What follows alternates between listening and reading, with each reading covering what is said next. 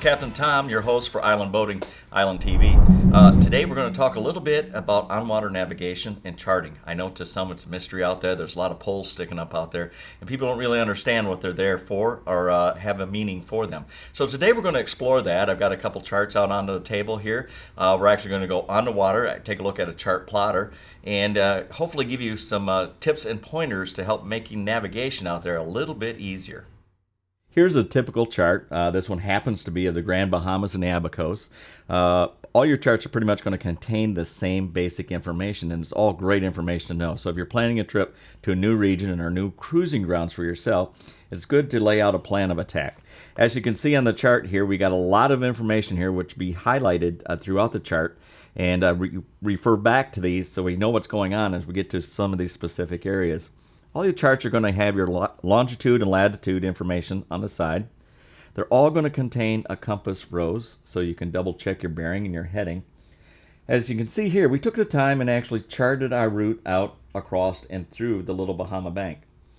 Down here at the bottom of the chart, here is a gauge, nautical miles, scales, tells you the distance.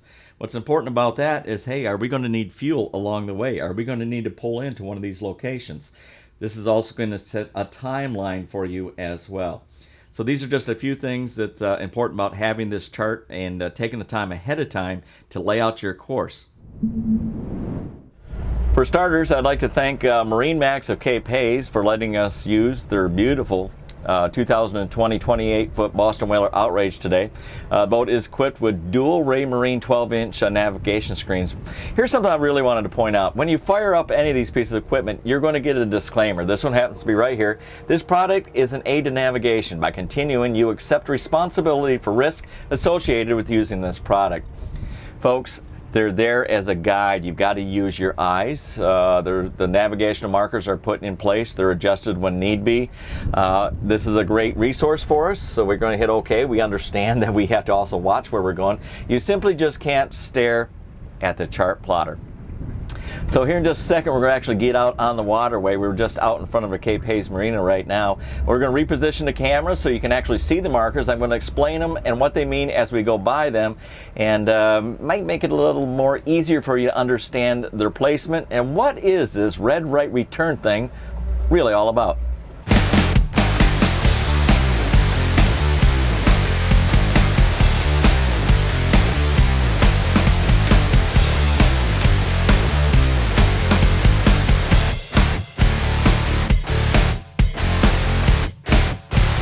So we're heading north on the Intercoastal Waterway. Off to our port side or to our left is channel marker number 9. It is a green square.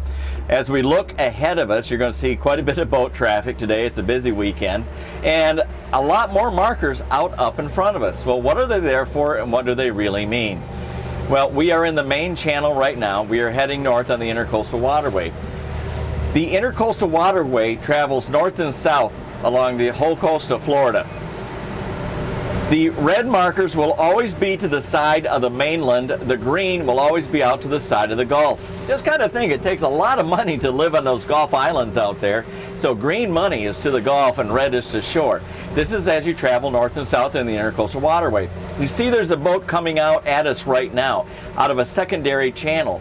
There's another set of markers right there as well, but they're much smaller. That is actually leading into a restaurant, actually it's leading into Rum Bay. Those are what is called a private aid marker. They are responsible for putting those markers up. The Army Corps of Engineers gives us our markers on our Intercoastal Waterway, and you can tell by their size and spacing designation of them, it is the main highway here. We're going to speed up here just a little bit, and not the next green marker on our left, the one past that.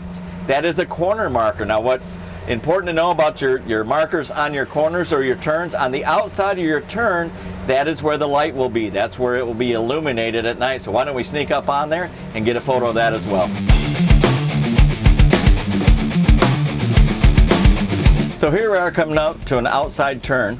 This is marker 11. Again, we're heading north the Intercoastal Waterway in Lemon Bay. You notice on top there's a light. At night, tonight, that will be illuminated. When you see a light, that is to indicate to you that that is a turn. You will get to that marker and turn away from that. You will make a right-hand turn from that.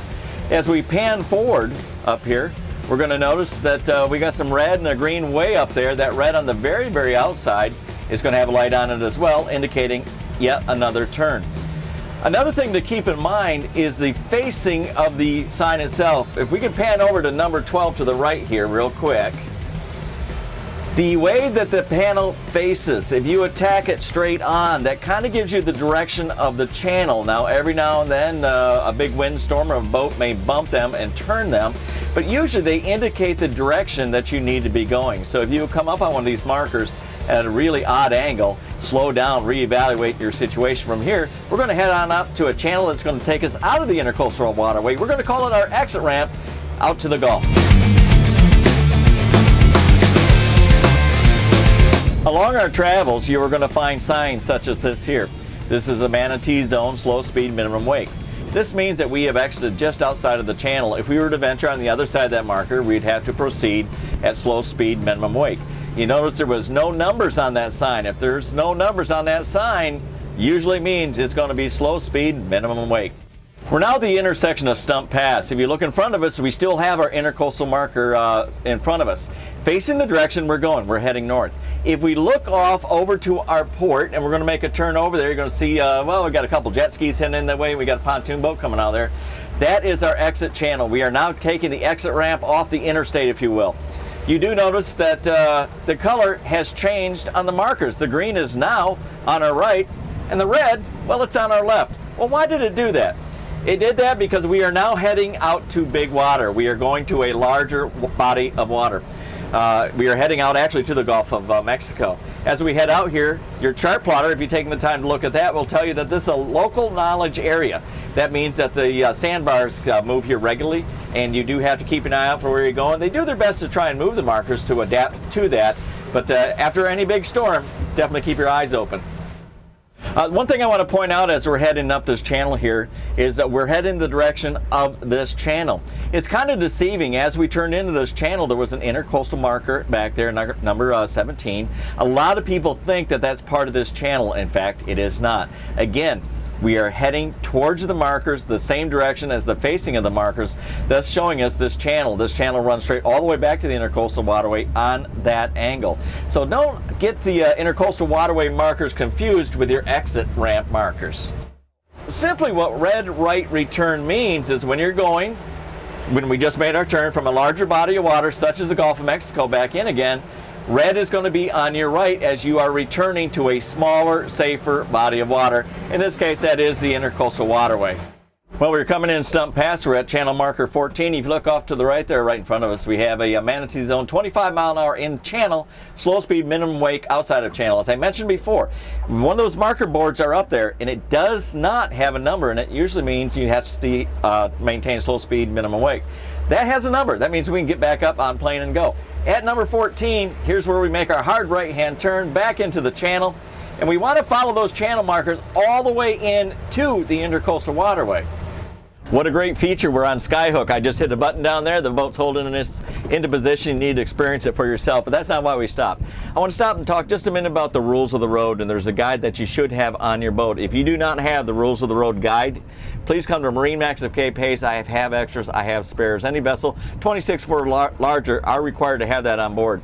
But what are rules of the road? Well, it comes down to something very simple, very basic. Rule of the road, number one rule is you must do anything and everything you possibly can do to avoid an accident, okay? There's a lot of different rules out there interpreted different ways. Do you stay on the left? Do you stay on the right? Port, starboard. Really, folks, make sure that you're avoiding accidents, you're reading your markers. It's good to read up on the guide. They have courses for that. The Coast Guard offers classes on that. Not necessary to go out and get your captain's license by any means. Crossing, a boat's coming in front of you. Who has the right of way? If the boat is coming from your right, your starboard side, think about that. That's where your green light's located. So your light's on the bow of your boat. The green is to the starboard, red is to the port, or to your left as you're driving. If that boat is approaching your boat and he sees your green light, that means he has that green light to go. He has the right of way. And of course, you're facing his red, right? So that means you stop.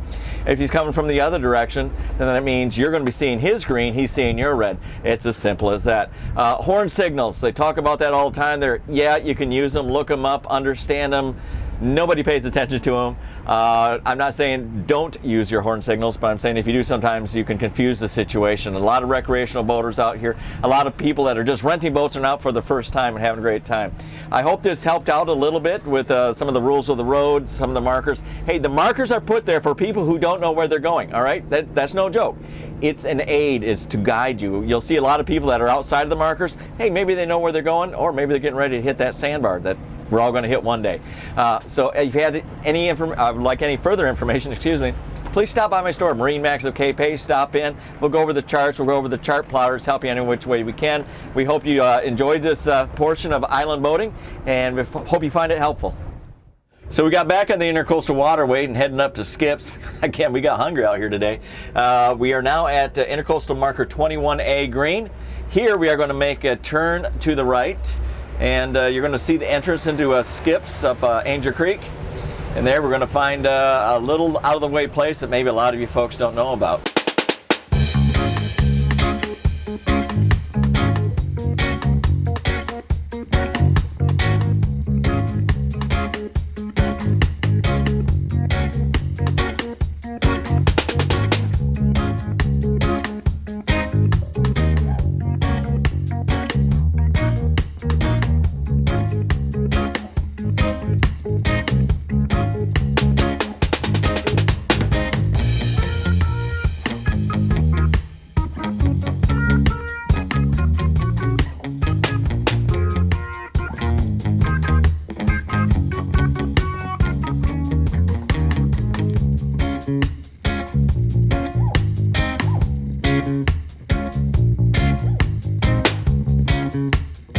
We hope you enjoyed our informational video today about the marker systems here and how they work and how they operate. We had a great time coming down to Skips as well, so bring yourself on down, have yourself a great time. If there's any other information you need to know, please stop by MarineMax of Cape Hayes. I'm Captain Tom.